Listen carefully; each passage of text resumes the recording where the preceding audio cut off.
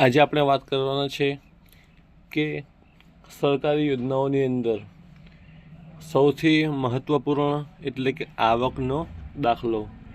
તમે સરકારી યોજનાઓનો કોઈ પણ લાભ લેવા જાવશો તો તમારે આવકના દાખલાની જરૂર પડશે. તો આપણે વાત કરીશું કે આવકના દાખલા માટે કયા કયા ડોક્યુમેન્ટ જોઈશે.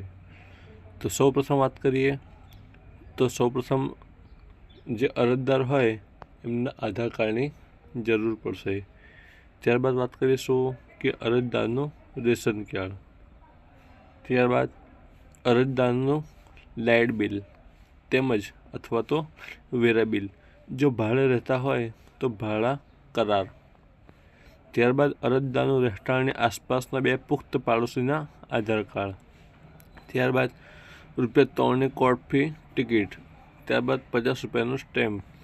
ત્યારબાદ મેયર, સાંસદ, ધારાસભ્ય કોઈ પણ એક પાસેથી મળતો આવકનો દાખલો. હવે આપણે વાત કરીએ તો આ જે ડોક્યુમેન્ટ છે 7 પ્રકારના એ જૂના નિયમ અનુસાર ડોક્યુમેન્ટ છે.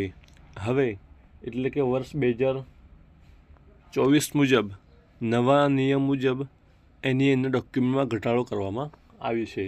એટલે કે જે ₹50નો સ્ટેમ્પ હતો એ નીકાળી અને સેલ્ફ ડિક્લેરેશન ફોર્મ રજૂ કરવામાં આવ્યું છે. એટલે કે જે ₹3ની કોર્ટ ફી ટિકિટ સાથે જે ફોર્મ આવે છે તે ફોર્મ ભરી અને એની અંદર સેલ્ફ ડિક્લેરેશનનું ફોર્મ આવે છે જે એટલે કે બાંહેધરી પત્રક એ આપણે આપવાનું રહેશે. એટલે કે જે ધારાસભ્ય હોય ₹50નો સ્ટેમ્પ હોય તે આપણે કરવાની જરૂર રહેતી નથી. ફક્ત ને ફક્ત લાઇટ બિલ, રેશન કાર્ડ અને આધાર કાર્ડ આ 3 વસ્તુથી તમે આવકનો દાખલો તમારા નજીકના ગ્રામ પંચાયત, તમારા નજીકના મામલતદાર, તમારા નજીકના તાલુકા પંચાયત અથવા મહાનગરપાલિકા દ્વારા તમે કઢાવી શકો છો. જે તમારે લાગતું હોય એટલે કે જો તમારા ગ્રામ્ય વિસ્તારમાં હોય તો તાલુકા પંચાયત અથવા ગ્રામ પંચાયત લાગશે. શહેરી વિસ્તારના હોય તો મામલતદારશ્રી લાગશે. તેમજ મોટું શહેર હોય એટલે કે જુનાગઢ, અમદાવાદ, ગાંધીનગર, જામનગર, રાજકોટ એવા સુરત એવા તમે અલગ અલગ મોટા શહેરોમાં હોય તો તમારે મહાનગરપાલિકામાં જઈ અને કઢાવવાનો રહેશે. ત્યારબાદ આપણે વાત કરીશું કે દરેક ડોક્યુમેન્ટ ભેગા કરી ઓળખના સૌ પુરાવાની ઝેરોક્ષ કરાવી નોટરીની સહી સિક્કા કરાવવા તથા ઓરિજિનલ પુરાવા સાથે રાખવા. એ પહેલાં જૂના નિયમ મુજબ હતો, હવે આ નિયમ રહેતો નથી. ત્યારબાદ આપણે વાત કરીશું કે આવકના દાખલા માટે આવેદનની પ્રક્રિયા. હવે તમે જોઈ શકો છો કે આવકનો દાખલો છે એ ઓફિસે જઈને કઢાવવાનો રહેશે, એટલે કે ઓફલાઈન કઢાવવાનું રહેશે. હવે તેની આપણે એપોઇન્ટમેન્ટ લેવી હોય એટલે કે આપણે ત્યાં સરળતા પડે તો તમે સૌપ્રથમ ડિજિટલ ગુજરાત એટલે કે digitalgujarat.government એની ઉપર જઈ અને જે તે જિલ્લા વાઇઝ તમે ફોર્મ ભરી અને એપોઇન્ટમેન્ટ લઈ શકો છો. એપોઇન્ટમેન્ટની રસીદ અને પુરાવો લઈ પોતાના વિસ્તારને લગતી મામલતદારશ્રી કચેરી તથા નાગરિક સુવિધા કેન્દ્ર પરથી આવકના દાખલા માટેનું ફોર્મ વિનામૂલ્યે મેળવવું. એટલે કે જે એપોઇન્ટમેન્ટ તમે લો છો એની પાવતી, એની રસીદ અને તમામ ડોક્યુમેન્ટ લઈ પોતાના લાગતા વળગતા મામલતદારશ્રી, તાલુકા પંચાયત, ગ્રામ પંચાયત અથવા મહાનગરપાલિકામાં જઈ અને નાગરિક સુવિધા કેન્દ્રથી તમે ફોર્મ લઈ શકો છો. એટલે કે મામલતદાર ઓફિસની અંદર તમે જશો તો ફોર્મ તમને ફ્રીમાં આપવામાં આવશે. ત્યારબાદ વાત કરીશું કે ફોર્મ ભર્યા બાદ ₹3ની કોર્ટ ફી ટિકિટ ફોર્મ પર આગળના પાને ખાલી જગ્યા પર લગાવી અને અન્ય બધા ડોક્યુમેન્ટની ઝેરોક્ષ ફોર્મ સાથે પિન કરવી. એટલે કે જે તમે ફોર્મ ભરો છો તેની ઉપર ₹3ની કોર્ટ ફી સ્ટેમ્પ તેની ટિકિટ લગાવવાની રહેશે.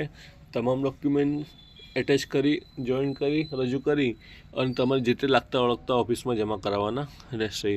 ડોક્યુમેન્ટની ઝેરોક્ષ ફોર્મ સાથે પિન કર્યા બાદ ફોર્મની પ્રક્રિયા પૂર્ણ થયા બાદ પોતાના વિસ્તારને લગતી મામલતદારશ્રી કચેરી અથવા નાગરિક સુવિધા કેન્દ્ર પર જઈ તમારા વિસ્તારના તલાટી કમ મંત્રીશ્રી પાસે જઈ બધા ડોક્યુમેન્ટની ચકાસણી કરાવી. એટલે કે બધા ડોક્યુમેન્ટ લઈ અને જે તે ફોર્મ ભરી અને જે તે તમારા તલાટીશ્રી લાગતા હોય તેમને આ ફોર્મ બતાવવાનું રહેશે. તલાટીશ્રી ફોર્મ વેરીફાઈ કરશે ત્યારબાદ તમને આગળનો રસ્તો કરવામાં આવશે. એટલે કે આગળ તમારે શું કરવાનું એની પ્રક્રિયા બતાવવામાં આવશે. ત્યારબાદ વાત કરીશું કે સહી સિક્કા કરાવ્યા બાદ તલાટીશ્રીને જો જરૂર જણાય તો પંચનામું કરવા સાક્ષીઓને રૂબરૂમાં બોલાવી શકે. જો તમે તલાટીને જો લાગે અથવા કંઈ ભૂલ હોય તો જો તમને 2 સાક્ષીને મંજૂરી આપવામાં આવશે, એટલે કે 2 સાક્ષીઓને બોલાવવામાં આવશે. કોઈ પણ 2 સાક્ષીઓને લઈ અને રૂબરૂ તમને લઈ અને બોલાવી શકાશે. ત્યારબાદ તલાટીશ્રીના સહી સિક્કા કરાવ્યા બાદ આવકના દાખલા માટે ફોટો પડાવવા સ્થળે જવું. એટલે કે જે તલાટીની જે સહી સિક્કા થઈ જાય, વેરીફાઈ થઈ જાય, ત્યારબાદ આપણે ફોટો પડાવવાનો રહેશે. આવકના દાખલા માટેના ફોટો પડાવવા બાદ તમને ન જેવી ફી ચૂકવી ફોટો પડાવી રસીદ અચૂક મેળવવી. તમે ફોટો પડાવશો ત્યારબાદ તમે નજીવી ફી ત્યાં માંગશે. ત્યારબાદ તમને એક રસીદ પણ આપવામાં આવશે. રસીદમાં આવકના દાખલા મેળવવાની તારીખ જોઈ જે તે તારીખે તમારો આવકનો દાખલો મેળવી લેવો. એટલે કે દાખલો કઢાવીને 1-2 દિવસ 2-4 દિવસની અંદર તમને દાખલો મળવાપાત્ર રહે છે. ત્યારબાદ ખાસ નોંધ એક આ પણ છે કે ગુજરાત સરકારશ્રીના ઠરાવ મુજબ આવક દાખલાની સમય મર્યાદા 3 વર્ષ એટલે કે નાણાકીય વર્ષની કરવામાં આવી છે. આ યોગ્ય રીતે સાચવીને રાખવો. એટલે કહી શકાય કે થોડા વર્ષો પહેલાં એક સરકાર દ્વારા દર વર્ષે આવકનો દાખલો કઢાવવાનો રહેતો હતો. એટલે કે આવકનો દાખલો 1 વર્ષ માટે ચાલતો હતો, પરંતુ ગુજરાત સરકારના નવા સુધારા મુજબ હવે આવકનો દાખલો નાણાકીય વર્ષ સહિત 3 વર્ષ માટે ગ્રાહ્ય રાખવામાં આવેલ છે. તો તમે આવકના દાખલાનું ફોર્મ ડાઉનલોડ કરવું હોય તો આ લિંક ઉપર સર્ચ કરી અને તમે ફોર્મ ડાઉનલોડ કરી શકો છો. તો તમને રોજે રોજ આવા અલગ અલગ યોજનાઓના અલગ અલગ ડોક્યુમેન્ટના તેમજ અલગ અલગ સહાયના તમને ફોર્મ માટેના વિડીયો રોજ નોટિફિકેશન મળતા રહે છે.